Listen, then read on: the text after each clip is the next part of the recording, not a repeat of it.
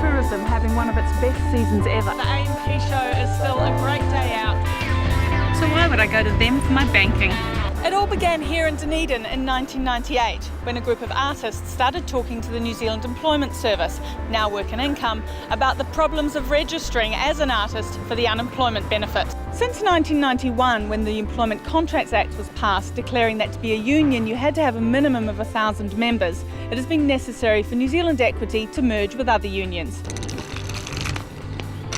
The Buzzy Bee, the Beehive, they're national icons, and so is this. Start talking about swan dries and you'll find that history and mythology are entwined.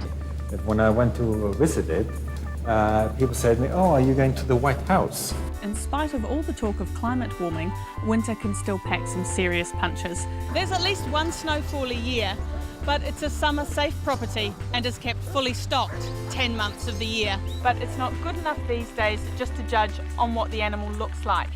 Jane, what are you doing? This bull will stay with his harem all year. This will keep the bull calm and stop him from digging up the paddock. Tony and Afsane Howie have been farming since 1986. They run a 510-hectare cropping operation made up of 45% onions and potatoes, while other crops include wheat, ryegrass, peas and barley. This month, Harry McClary turns 21.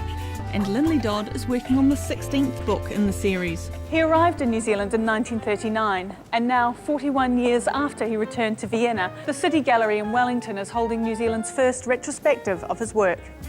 But for all his modernism, Pliszka had some old-fashioned ideas about what a professional woman would want in her study. This was actually a fold-down ironing board with the hinge at the bottom. Emma, starting with you. Now, you investigated the children's picture book authors getting less than the rest of the authors from the Authors Fund. Creative New Zealand said they were going to relook at this issue, are they? Yeah, they have. Rob Garrett says there's a principle of fairness that needs to be addressed. They're going to look into it in the new year.